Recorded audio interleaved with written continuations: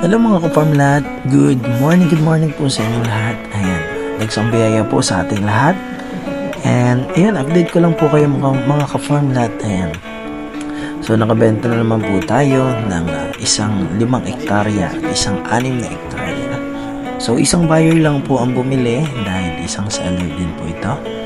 So ayan mga ka-farmlat.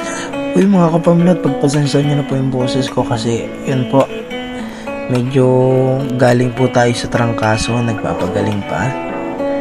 Ayan, yun mga ka-farmlat. So dinayo po namin to nung nakaraan po sa Batangas. Sa Batangas po kami nagbayaran. Yung buyer po natin ay bumili po ng retirement plan po nila. So sobrang lumaki po sila sa city and nais naman po nilang enjoy yung kanilang natitira pang kalakasan na ma-experience po ang buhay probinsya. So ayan, natulungan po natin na makahanap ng retirement plan. So wala tayong pinapakita mukha sa kanila dahil privacy po nila yan. Ayan mga ka-farmlat, maraming salamat po talaga sa inyo lahat. At dahil nga po dun mga ka-farmlat, ayan, umuwi na tayo ng Quezon. Excited po tayo na i-meet yung ating mga kaibigan na kasama po sa hanap buhay. Yung aking po mga kalapit-bahay, yung mga naniniwala at titiwala po sa akin. Ayan, ang tropa ko po. Ayan. Ayan, proud ko pong iniharap po sa inyo dahil mas maganda po na kumikita po tayo na walang naiiwanan. Lahat ng may effort, meron.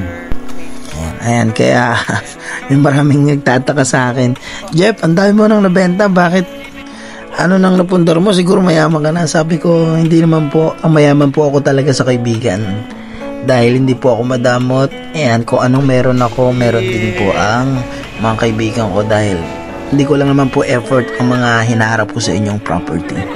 So ayan, pinagtutuwang-tuwangan po namin dahil hindi ko naman po pwedeng suluhin dahil anuman pong kayamanang literal hindi po natin madadala sa kabilang buhay po.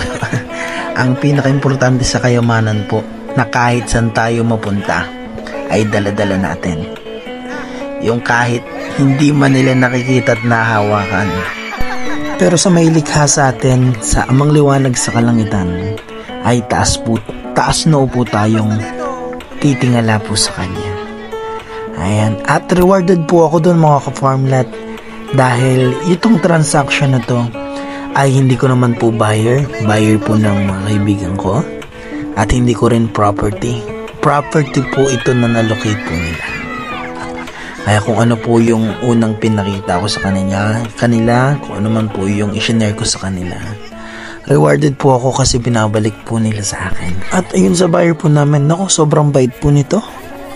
Kahit sobrang busy po sila, maraming business na inaasikaso, ayun, talagang pinaglaanan po kami ng time. Talagang bisitang-bisita kami sa kanila, hatid sundo pa. Basta sobra pong blessing kami dun sa buyer. Sa bagay, lahat naman po nang naging buyer ko po mababait. Siguro mabait din ako. Kasi kung tupakin ako or warprick ako, siguro warprick din ang buyer. So, pero hindi naman po ako mabait. Sabi lang nila. And ayun na nga mga ka-farmlat. Ayan, ang busy po si engineer. And Tagkawayan po kami ngayon, nagpasukat kami. Yan, nagmili lang po kami ng isda na pagsasalu-saluhan. Yan, tabing kalsada po ito. Ay, kanin. Ang sariwang isda. Prepare by Sir Randy. Ito tayo. And ayun nga mga ka-farmlat, pagkatapos magchibugan, ayan, sinamahan na po namin si Engineer Sukatin po. Ito na po yun mga ka-farmlat, ang ganda po ng retirement plan ng ating buyer. Sir, ano ang tawag sa puno na yun? Palitan na pala. Amorado. Ha? Amorado. Amorado? Amorado. Hindi na madri kakao. Sa kanila. Hindi naman, yun ang uso kasi sa amin. Yan, ito rin yan, puro green. Oh. Kasi malayo ka, pakita mo na, dahil ibang... Ibang dahon. Kesa sa madri kakao, ano? So, ito po yung nasakop na portion dito. So, pinarelocate po ay nasakop po ito. Nasako po yung pinya, saging, tsaka yung maraming ganito takaran.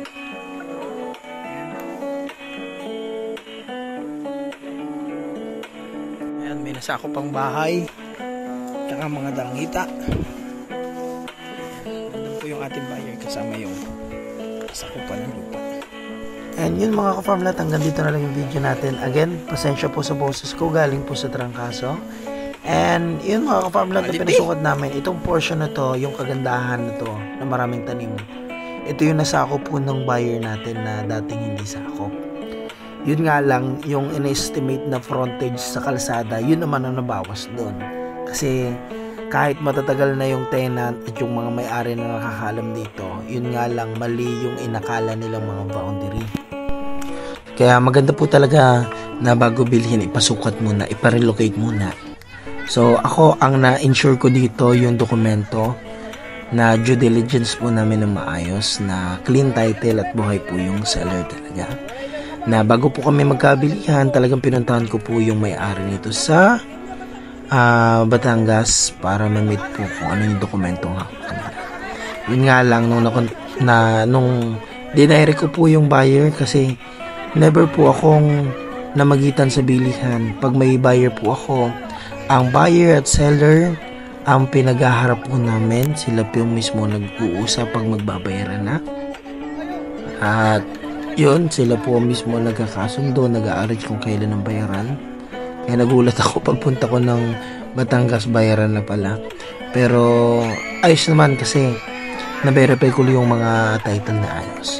Yun nga lang na masyado kami naging confident din kasi lahat ng taga ron, lahat ng may mga lupa, kahit yung karating na lupa, ang tinuturo mohon, yung pagkakaalam po nila. Na yun nga lang nung nirelocate, mali po pala yung pagkakaalam nilang mga boundary na matagal na. Yun lang naman po yung naging issue dyan. And yun again mga kapamlat, maraming salamat po sa inyo lahat. And sa biyaya ulit. Ang sarap mabuhay sa probinsya. Sariwang hangin at ang sarap sa tenga ng tawa ng mga bata. Ang sarap dito tumanda. Kaya kung wala ka pang probinsya, handang tumulong ang grupo namin para mahanapan po kayo ng retirement plan. Investment farm, ganun din ang bakasyonan. Kaya tara na, dito sa Quezon Province, habang mura pa mga lupa. Kaya sa mga nais pong mag-inquire, yan po ang ating FB account, Facebook page, WhatsApp and Viber. Para sa susunod, kayo naman po ang maservisyon namin. Maraming salamat po.